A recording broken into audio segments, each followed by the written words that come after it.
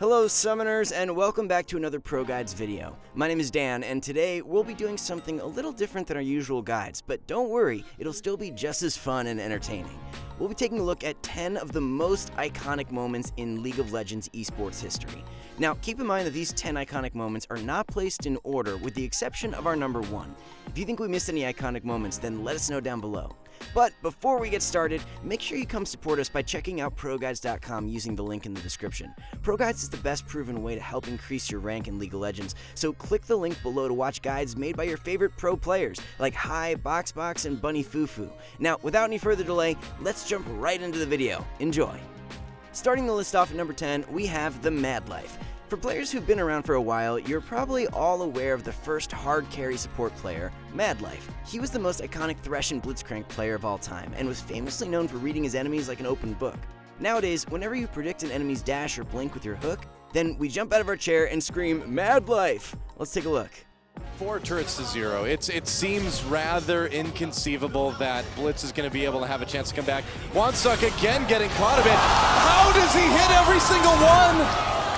How is that possible? You know, I feel like after Mad Life retires from League of Legends, he's just going to become like a pro fisherman or something. No. He's going to just cast in and catch like whatever he wants. He's like, this time I want a 6-foot muskie. No. He's a, what? He's going to rapture straight to heaven. Maybe. Or maybe, Monty, this has just become heaven on earth, watching these games. They're going to try to go in on Apple. Apple immediately with that slicing Maelstrom. Everybody is there, though. Oh, the bandage barely leaves with a flash test, and it's Mad Life. Shen coming in as well. How in the world do you get to be that good? Coming in at number 9, we have the Insec. Whenever you hear the name Insec, the first thing that pops into your head is Lee Sin.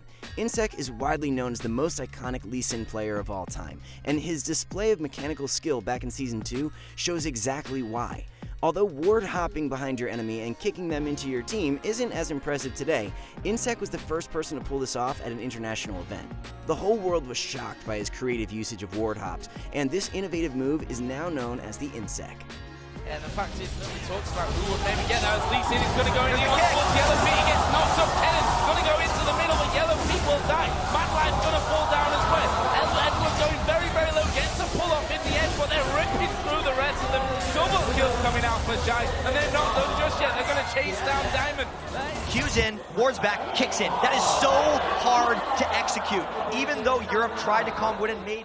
At number 8, we have the Soaz. This is the most modern iconic play on our list, and it involves toying with the enemy and teleporting out to safety while hiding in a brush. Although many players have done this in the past, Soaz has managed to pull this off the most times out of any other players. No, he leveled it up early. Also has a ward. Does get hit though, he's slowed. And he's missing a turret, so here comes Bengi. He's going to flash for the slow, which means Soaz has to burn it preemptively, and he guesses right. Bengi goes the wrong way. Soaz goes back in onto Marin, and the stun is still available. The Q comes in, gets some damage down, but where's his team going to be? There's no one around right now. He's still running away through the wards. Pops Summoner Teleport, and the Soaz is a god! So many mind games to go over there first. So a glimpse of the void. Although this is going to be a 2v2. Soaz's barrel, not the greatest. Gamsu's in trouble though. Is not going to be enough support. Flash away. Spirit's Cocoon doesn't connect, but it's not needed. Gamsu still has a flash available. Subjugate bought him a lot of tanky stats. Febiven has already left the mid lane. He's running up. Soaz has teleports available. He can use it to escape. He's done it before so many times. The Cocoon goes wide, and Soaz stays alive. We call this move a Soaz at this point. So Soaz pulling another Soaz right there. Really good TP. Spirit knew it. He had the gamble. Right now, Gamsu. Oh. Next up at number 7, we have the Messiah. For all the newer players watching this video, Messiah was one of the best Chinese mid laners in the world back in Season 2. He was known for his incredible mechanics and was the best TF player in China. The Messiah is a move named after him when he pulled off one of the most iconic plays of all time by porting straight into the enemy team and then using Zhonya's to bait out all his opponent's cooldowns. 是已经发现了，那我是一个大招过去，但是回中亚，哇，我离中亚偏到了旁热的技能。那么这样的话，这一波是我也是非常安全的一个位置，先杀掉了吸血鬼，这一个牌能不能收服了打不出来？杀掉了。At number 6, we have the Yellow Star. Although most of the iconic moments in League of Legends are insane outplays or innovative strategies, we have one that's a bit on the bronze side of things. Back when this play was made, Yellowstar was known as one of the best supports in all of Europe. However, his thresh mechanics fell just a little behind Mad Life's. Okay, that was a lie. They fell a lot behind. And I mean a lot. Let's take a look. But that was a great ward from the double golems. Yeah, they were doing a lot of pinging onto that position. There is a flash and the hook. Wow. A flash and nothing really from Yellow. Coming in at number 5, we have the Reginal. For those of you who don't know, TSM's owner, Reginal, used to be the mid laner for their League of Legends team before Bjergsen took over. Pulling a yellow card is quite easy to do as Twisted Fate, but it appears that Reggie had a thing for blue cards. Gold in the lead. Kiwi Kid, though, not in a good place. Trying to get away from Reginald. Reggie locks a blue card. Will it be enough? The Ignite's going to tick. No! Kiwi's still running. Can he get away from this one? Reggie almost in range. The Q comes across. Kiwi dodges it. And oh my gosh, he made it out. And Kiwi Kid turns back around as Scar's looking for a little bit of punishment. The ult comes in from Cutie Pie. There we go, Reggie taking a bit of pain. He locks a red card. That's not what he wanted to do. You know, Katarina already has a red card skin, does not need another one. Still chasing down to Reginald, gets the haste. There's the gold card. Can Reggie get away? Scar with the Q. Next up at number 4, we have the Captain Jack. Despite his lack of success, it's undeniable that Captain Jack was insanely mechanically gifted at his prime. In this clip, he shows us one of the best cleanses that we have ever seen in League of Legends history. In Season 9, whenever you cleanse or QSS a CC skill perfectly, we call it the Captain Jack. Throwing the cards in. Baron very low. There's a good ultimate. There's a crescendo. Only hits Helios Ambition with the Rune Prison on Cacao. Cacao Zonia's score on the outside. Getting called in. Flame comes in with the taunt. Nice knockout from the Zyra ultimate. Helios traps up a couple people. Insect comes in late. And can they do enough damage here? Captain Jack trying to go after everybody, getting so low. A perfect cleanse from Captain Jack right as the gold card hit. So absolutely important. And look at this too, Ryu, look at this cleanse, beautiful, whoa. Wow, even slow motion, that was just a split second. At number 3, we have the Fanatic Brush. Back in the early days of League of Legends, Fnatic was famously known for cheesing the enemy team by 5-man hiding in a brush. Even to this day, the Fnatic Death Brush has been passed down from generation to generation and is one of the most iconic moments in League of Legends. As a bonus, it also gave birth to another iconic moment, the double lift face check. I don't know if the other team knows this. It looks like they could walk right into him. Lee Sin could be the first one here.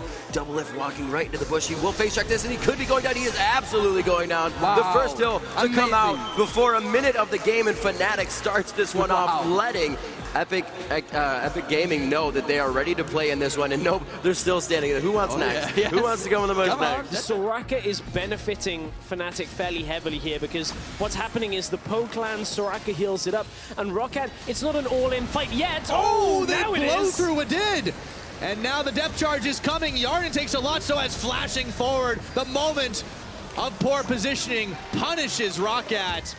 At number 2, we have the Expec. Everyone has heard of the Expec backdoor, it's pretty self-explanatory. During the 2013 IEM Katowice tournament, Fnatic had just lost a pretty bad team fight against SK. Just when we thought the game was over, Expec manages to pull off the most iconic backdoor of all time. Sorry, Ocelot. They are going to be going for this one. It's Yellowstar hammering away. Expec is there as well. There is the first Nexus turret taken down. Second one's going to be focused. Can they finish off the Nexus? This is close stuff. 8 seconds for Candy Panda. They're going to focus in towards Yellowstar. Kevin going low. Big Mike picking out Silence coming in there as well. And Rayton will go down to Kevin. So that's going to be the focus here as well. Yellowstar has to back away. Expec taking damage all over the place. Howling Gale is going to land. Can they get him? Pekka somehow gets away. And Fnatic not quite able to finish the job. Inhibitors down, and they're just going to pile straight up towards those super minions in the base. You can see there's coming in there. Pekka is desperately on towards the Nexus. Kevin is going to be able to get him towards him. He's trying to do it, but meanwhile they're in the base. Yellowstar's trying to defend them in the base. Pekka is trying to take the Nexus down. Is anyone going to be able to deal with this one? Catches him with another axe. He's very low. They're pushing on the Nexus to his Pekka is back to get it. I do not believe it. Before we get into our final clip, there's one honorable mention that I'd like to add. You might remember this from the World Championships, but it's the origin of the Cody Sun. Ugh, yikes.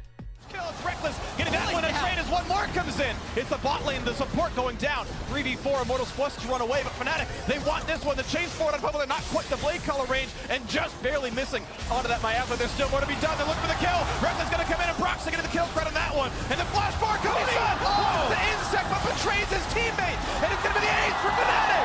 Cody Sun loses his mind by flashing into an entire team at the end. And finally at number 1, we have our most iconic play of all time, which is the Faker. Even to this day, the Faker vs Ryu Zed outplay is the best outplay we've ever seen in League of Legends. During Faker's rookie year, he made a statement to the entire world by pulling off the impossible and solidifying his stance as the greatest League player of all time.